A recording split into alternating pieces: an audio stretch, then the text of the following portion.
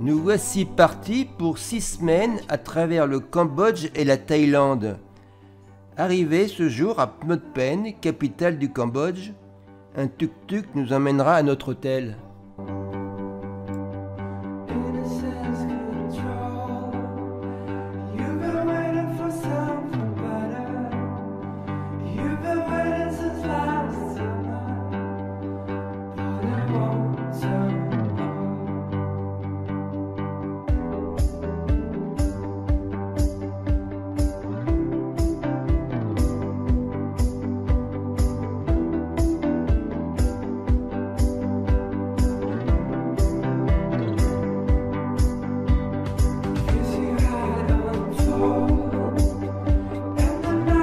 Nous avons réservé 3 nuits dans ce très bel hôtel central.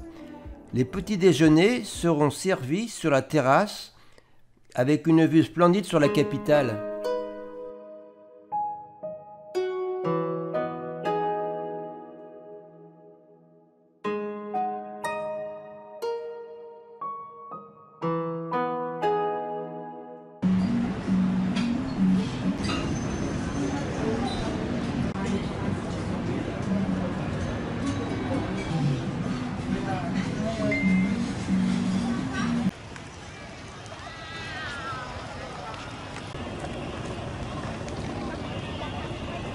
Nous allons faire une balade le long du Mékong.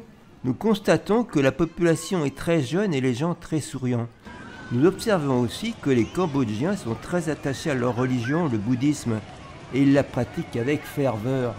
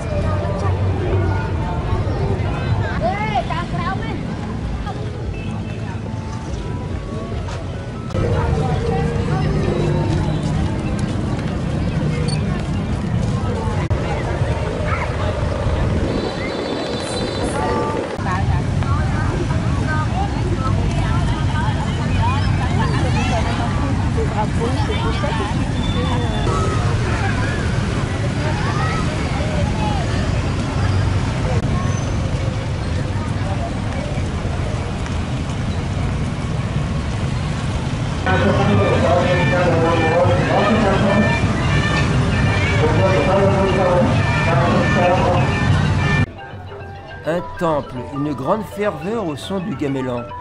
Les pratiquants allument des baguettes d'encens et font offrande de fleurs. Les bouddhistes cambodgiens croient que le but de la vie est d'atteindre le nirvana, qui est un état de libération du cycle de la naissance et de la mort.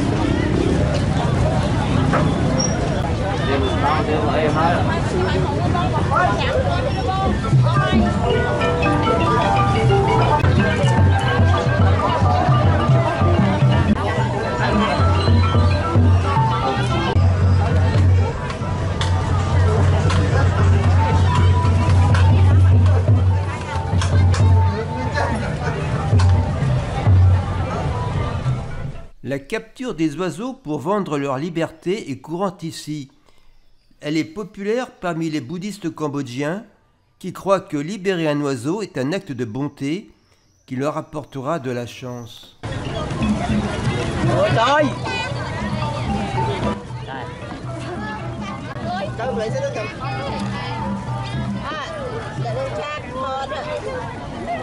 Ok, je peux.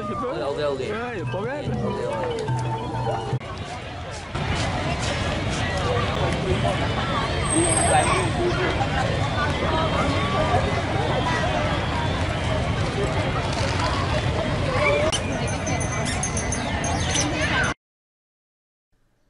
Le musée national, la plus belle collection au monde de sculptures khmères.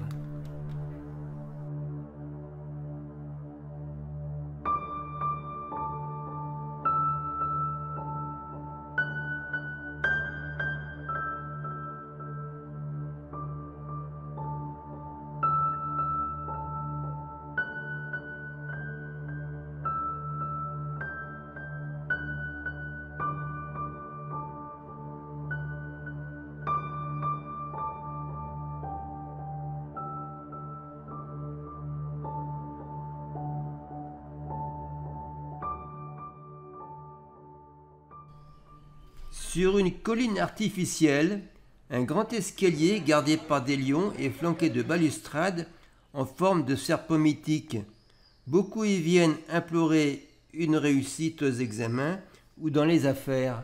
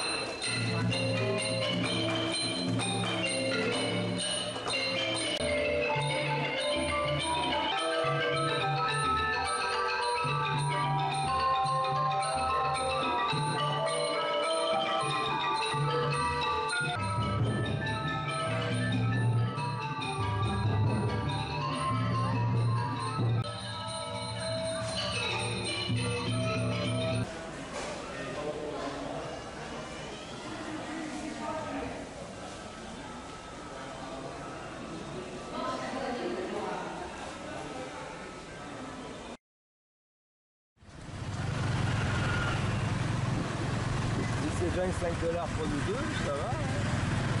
Non.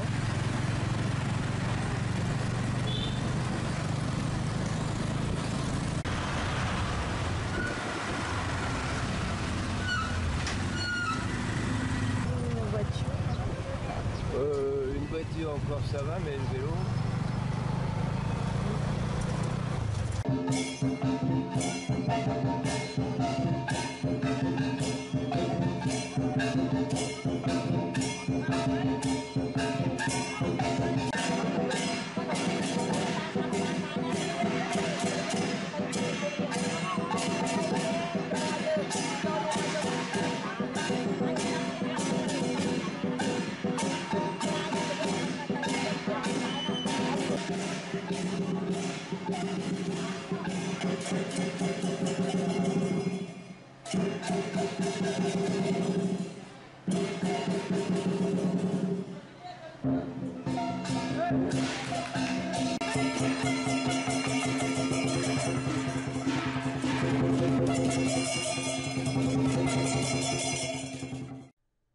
Après cette petite fête chinoise imprévue, nous traverserons en ferry le Mékong pour joindre l'île de Kodash, appelée aussi l'île de la soie.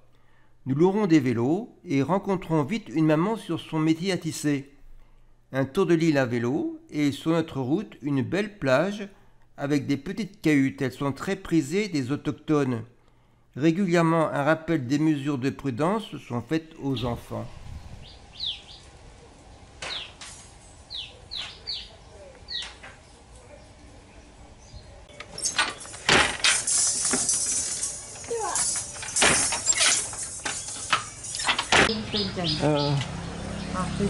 Dodo.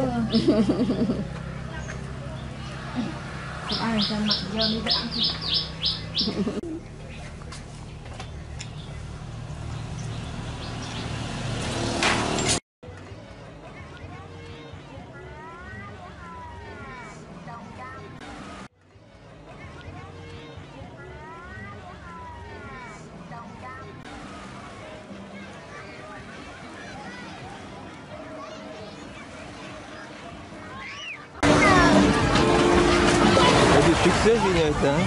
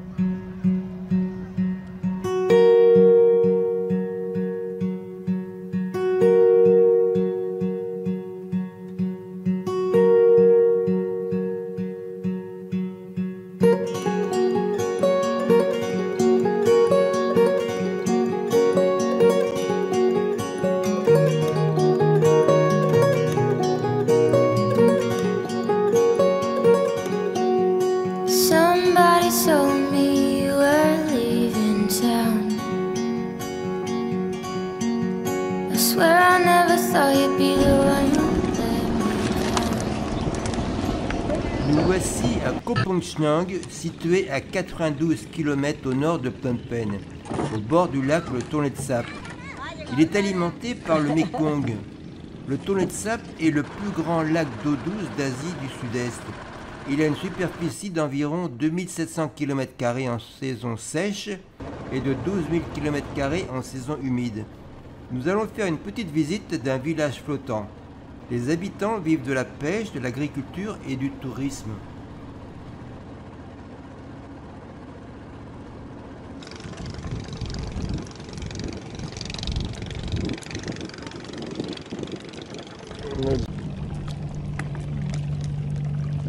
Demande à la dame. Téléphone. Ah, téléphone. Bonjour.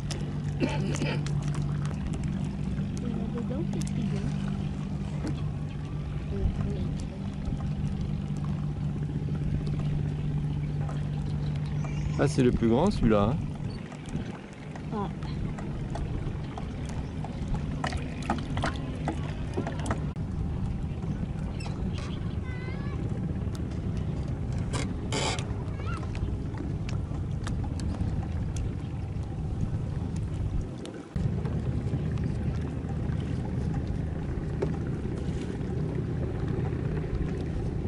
Moi, j'en ai pas fait une explication. Et après, on aurait pu...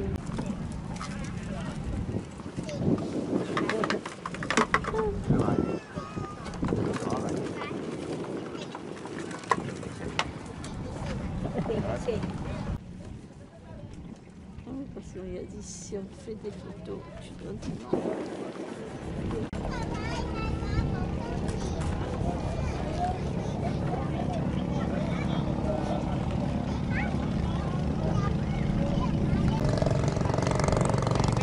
Et se dire que... Đâu? Hả? Ở bên cái nhà này.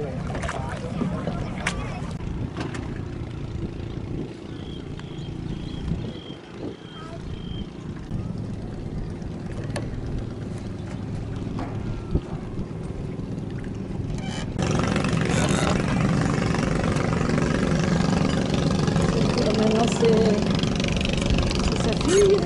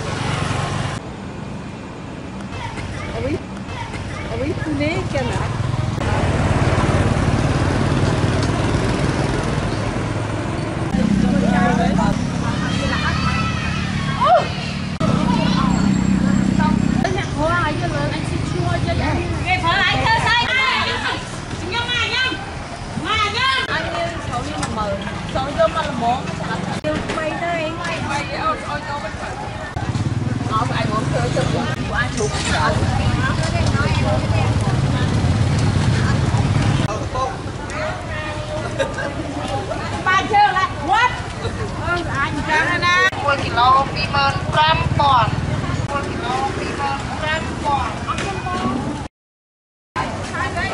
Sur les berges de la Somme-Caire, Battambang est une cité bien préservée, à l'architecture coloniale et au raffinement suranné. À quelques 2 km de Battambang, le village de Vatkhor, visite d'un ensemble de belles maisons anciennes khmères, construites il y a près d'un siècle en bois dur. Elles sont prolongées par de grandes vérandas. Écoutons une de ses propriétaires. La terre est toujours humide, les termites, et pendant la saison de pluie, c'est dangereux aussi pour les enfants. Il y a beaucoup d'animaux comme serpents, scorpions, scorpions. On sait mieux si la maison haute, le terrain en bas, on peut gagner pour travailler et reposer en même temps. D'accord. Et parlant de bois, ici on a 3 types de bois et tous les bois sont le bois de la région, donc on garde les noms en khmer.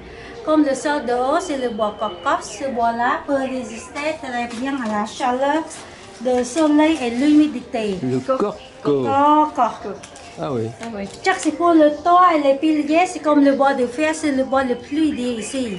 Et dans le salon, c'est le bois bien rassemble comme acajou chez vous, c'est le bois précieux, Ah oui. mais seulement pour à l'intérieur. Et parlant de mur, j'ai la photo pour vous montrer le mur dans notre maison, ne faites pas en briques. Les grands-parents de ma tante, son grand-père, il était commandant à l'armée royale à Phnom Penh. Après, la famille déménageait ici à Battambang. Après, les deux, c'était la génération de la 5e fille et son mari qui était professeur de littérature khmer. Mais malheureusement, pendant cette génération, le régime de Khmer Rouge, comme vous avez l'histoire Cambodge pour les intellectuels, n'aiment pas parler Khmer Rouge. Donc environ 100 vies, ils ont été tués.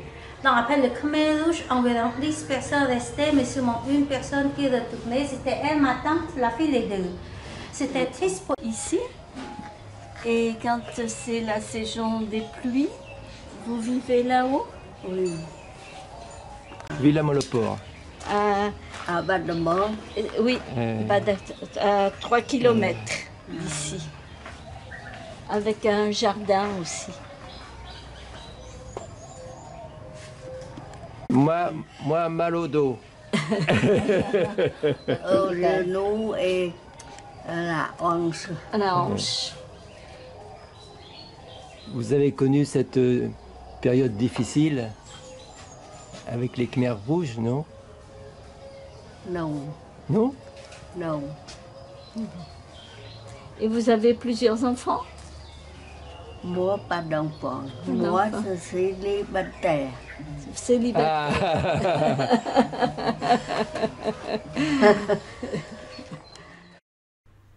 Nous embarquons pour une petite croisière sur la Songkhère, affluent du Mekong, de Battambang à Siem Reap, 7 heures de navigation.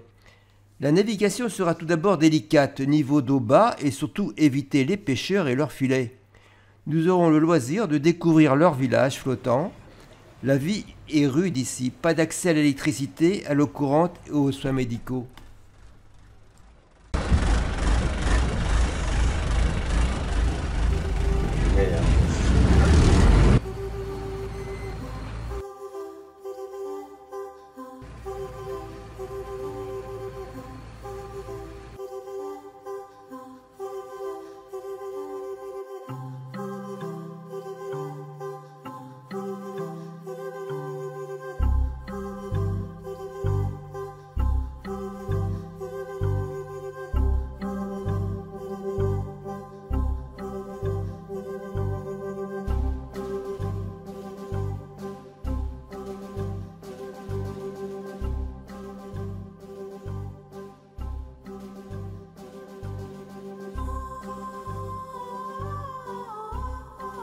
Les maisons sont construites en bois et en bambou, le plus souvent sur pilotis, pour éviter les inondations. Les pêcheurs utilisent de grands portiques en bambou sur lesquels sont placés des filets. Ceux-ci immergés plusieurs heures, puis subitement relevés, ils attrapent au passage des centaines de poissons.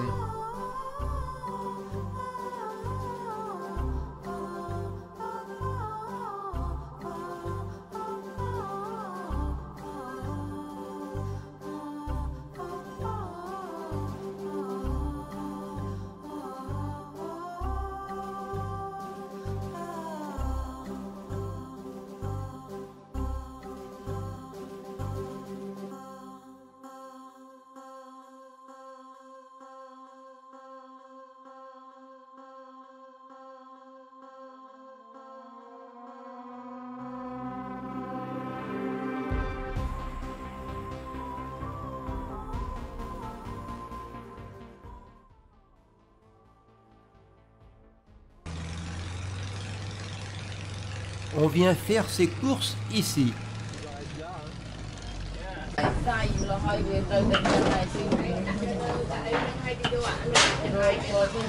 Coucou, petit sourire. Hein?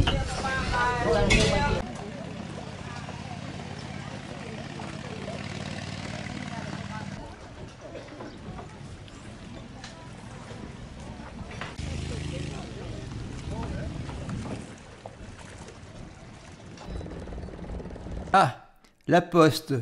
On vient chercher son paquet.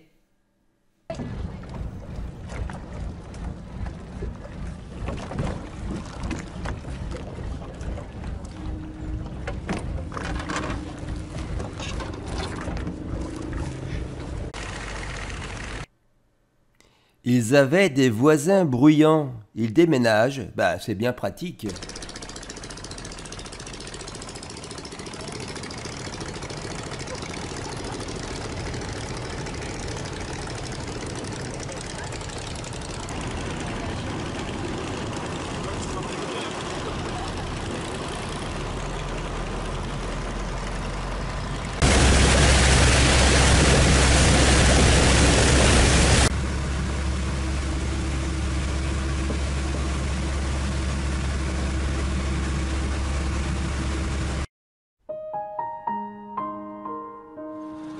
Le tuk-tuk nous amène à notre hôtel à Siem Reap, duquel nous visiterons pendant 3 jours le vaste site archéologique d'Angkor.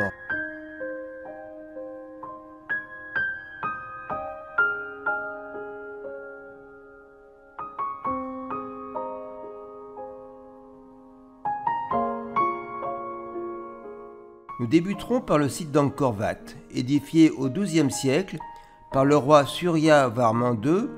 Il est dédié à Vishnu, un dieu hindou. La tour centrale symbolise le mont Méru, axe du monde et lieu de résidence des dieux.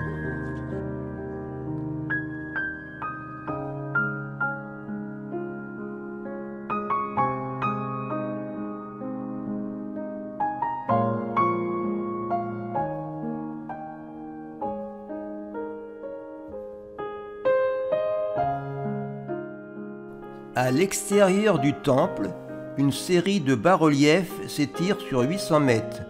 On y voit, entre autres, des asparas ou nymphes célestes, des guerriers, etc.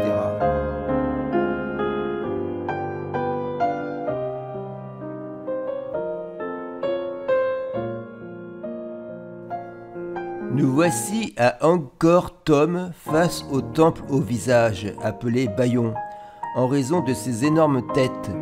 Il comporte 50 tours ornées de 216 visages souriants.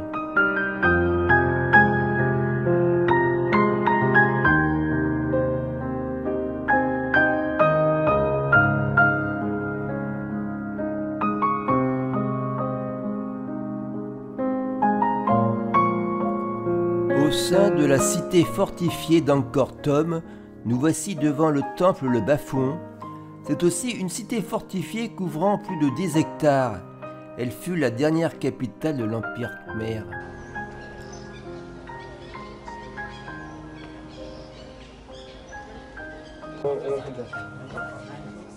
C'est bon? Oui. Alors c'est très très raide.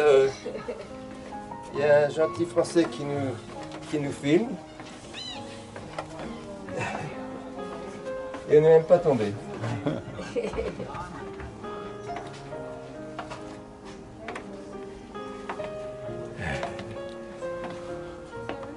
Et voilà. Merci.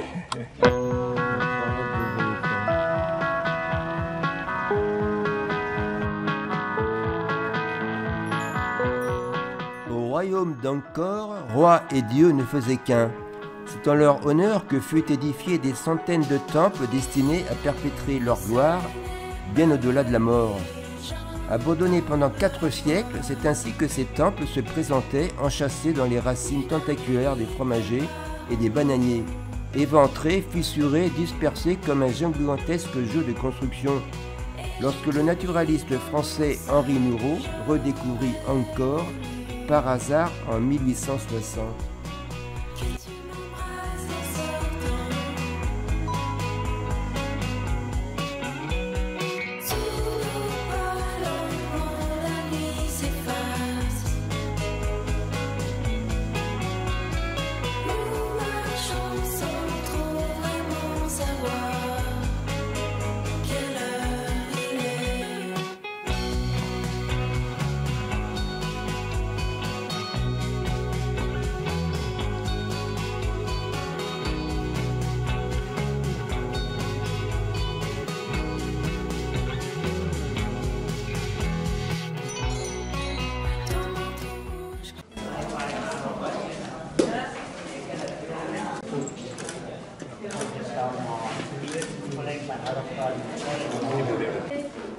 On se prend bien au sérieux.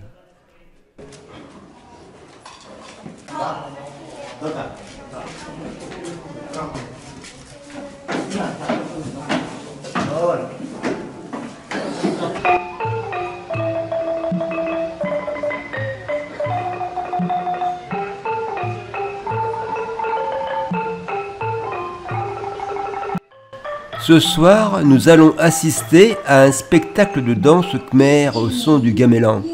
On évoquera les fermiers dans leurs champs, la danse des pêcheurs et enfin la danse des apsaras.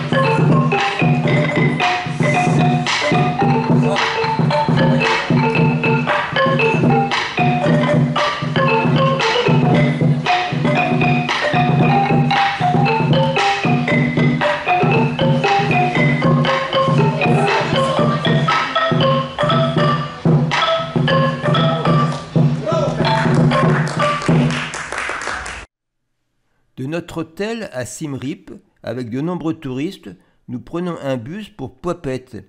Phua Phet, la ville avec ses casinos, mais c'est aussi la frontière avec la Thaïlande. Passé la frontière, nous prendrons un taxi pour l'aéroport de Bangkok où nous dormirons. Le lendemain, nous prendrons un vol pour Chiang Rai, la Thaïlande.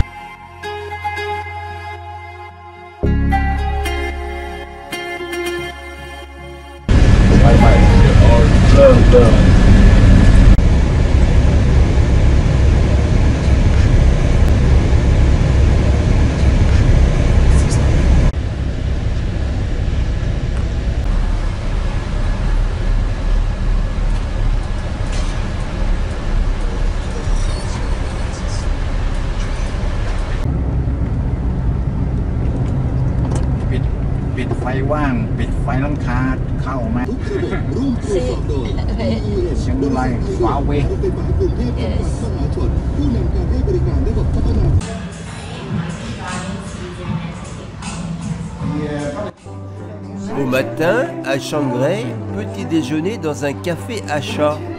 On s'assoit au milieu de dizaines de chats, tous plus beaux les uns que les autres, câlins, endormis, curieux.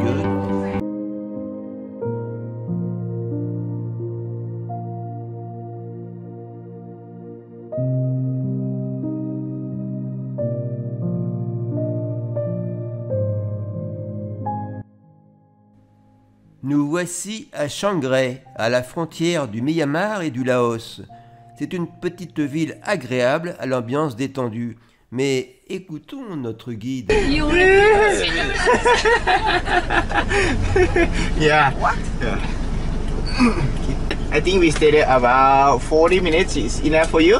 40 minutes. I want to fix the time a little bit because today we have so many. Nous avons rejoint un groupe pour plusieurs activités. Premièrement, visite des temples blancs et bleus. Le temple bleu d'une blancheur extraordinaire pour symboliser la pureté du bouddhisme. Les morceaux de miroir qui sont incrustés représentent la réflexion de l'illumination. Le rapport de la mort est présent dès l'entrée du temple. Des centaines de mains jaillissent du sol, des crânes sont pendus aux arbres. Quant au temple bleu, on pense à la rareté et à la purification des pensées négatives.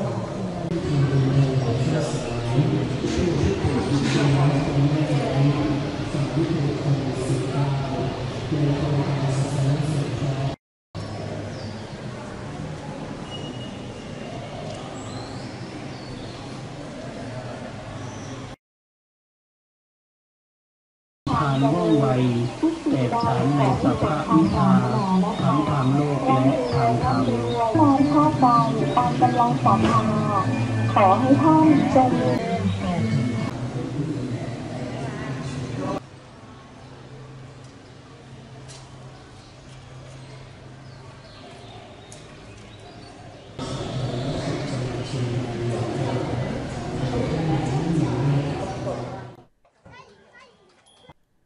Nous sommes au village des femmes Karen au long cou. Elles sont appelées aussi des femmes girafes. Selon les Karen, un long cou est un critère de la beauté. C'est pourquoi des femmes mettent des colliers spirales pour allonger leur cou. Dès l'âge de 5 ans, les petites filles commencent à porter ces bijoux. Les anneaux sont changés tous les 4 ans et ce poids augmente au début. Il pèse 500 grammes, puis 1 kg, 1,5 kg. Yeah, sure, everywhere. No problem. Yeah.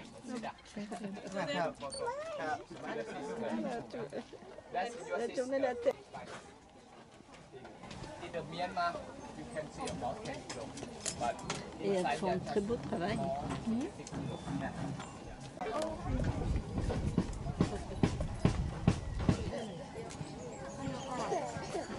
Coucou, coucou.